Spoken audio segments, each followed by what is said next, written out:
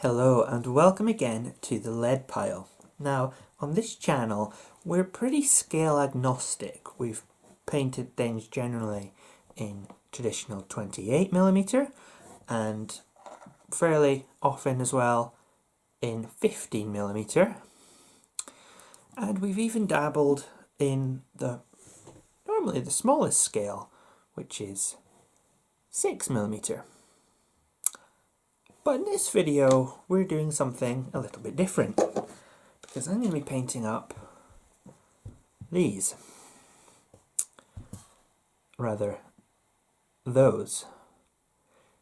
3mm. So they're pretty small. Or is that just that they're far away? Okay, one last time. These are small, but the ones out there are far away.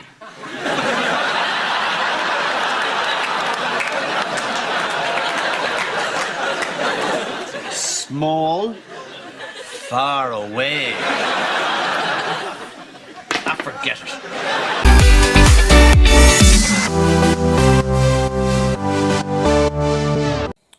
Okay, so here are our 3mm miniatures, and as you can see, they are really in fact, wait, are they back to front?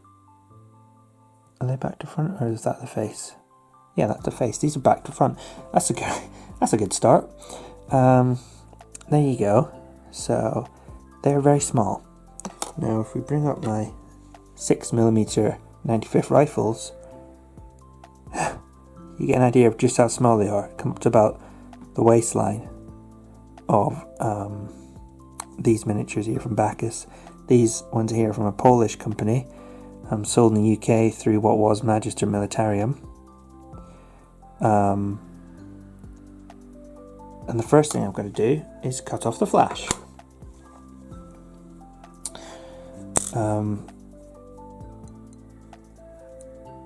Which, to be honest,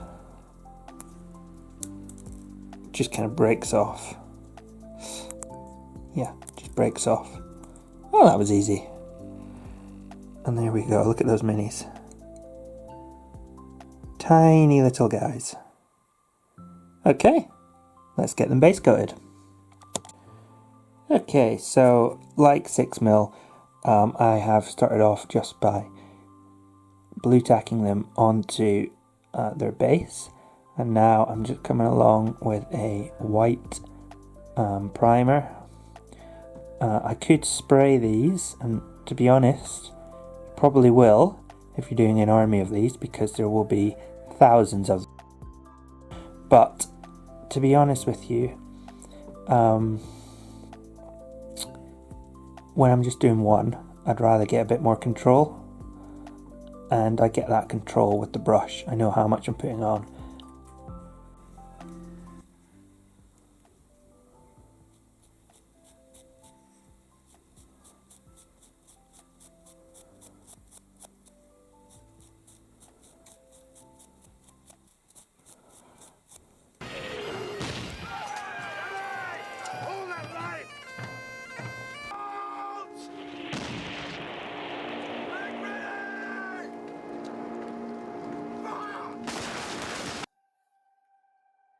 Yes, with the sound of the Highland pipes and Richard Sharp marching into battle, we must be painting the British first.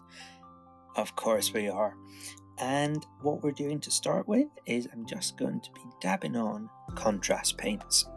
Contrast paints work great, basically, especially anything from 10mm down, no exception with 3mm.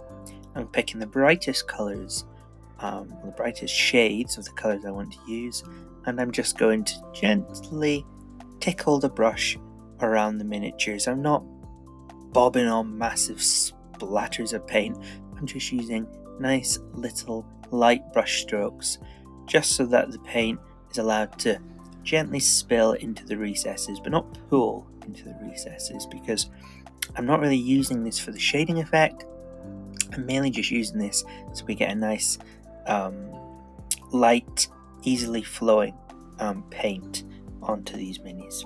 So I'm just going to do that, and I'm going to work my way around the miniature, adding in the different colours, nice little blobs of colour here and there, and I'm going to shut up now and let you watch it and listen in peace.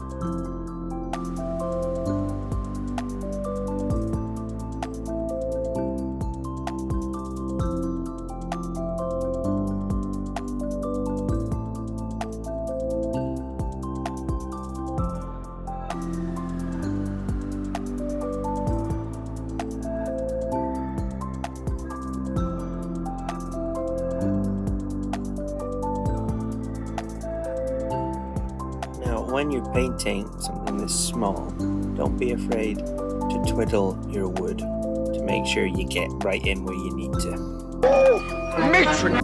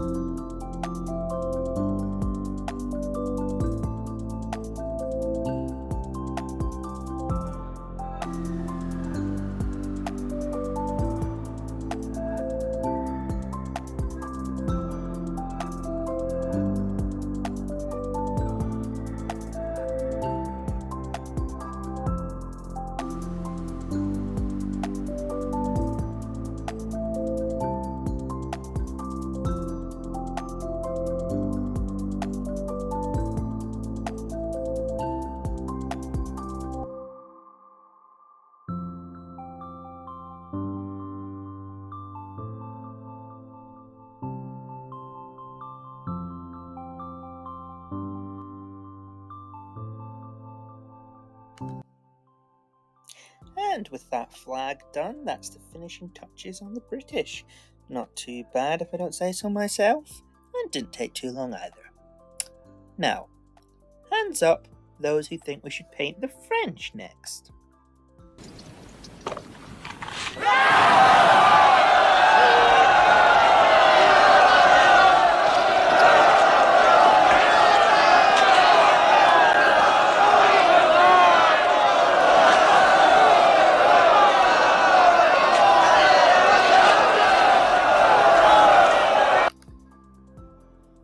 Yes, of course, everyone's favourite Napoleonic army, the Frenchies.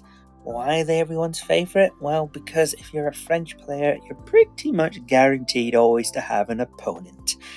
Napoleon sure did like to make an enemy of pretty much everyone at the time, but that's great for wargamers because we get to guarantee a game. Now, with these French guys, basically using the same method as before, I'm just colouring in basically with contrast paints, and I'm obviously starting with the blue first because it's the area of the model with the most colour. It takes up the most space in the model, so I'm doing that first rather than the tiny little details. Those which are slightly more recessed in the miniature I'll actually do last, and that's because I can just paint over the previous areas. And I hope you enjoy.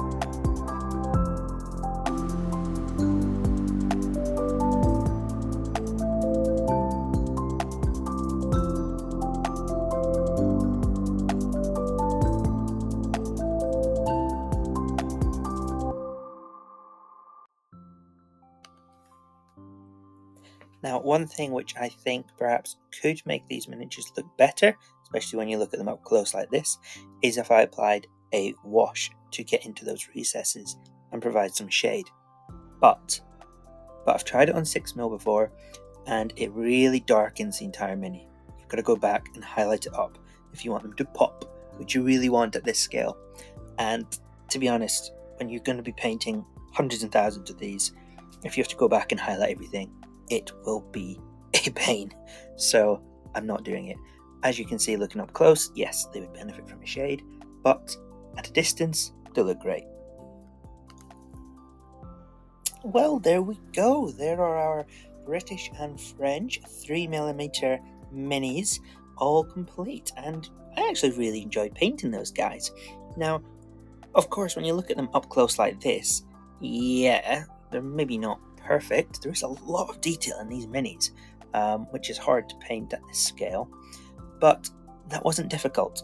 And to be honest, when you look at them at a distance, well, on the table, all you're going to see is an area of blue and an area of red. You're going for that maximum effect. You want to paint big regiments, and that's something that you can do at 3mm that maybe is going to be a lot more less cost effective, maybe at 28mm. So it's definitely about painting the unit, which I haven't done in this case. I'm just showing you how you could paint up the minis themselves. Let me know what you think in the comments. Do you have 3mm armies yourselves? It's definitely something which I'm wanting to explore further. And for all those people who said, I couldn't possibly paint something that small, to be honest with you, you could just dip one set in red, dip one set in blue, and put a bit of black on the hats, and that would probably have just as good an effect as what I've just done. So, I'll catch you on the next one.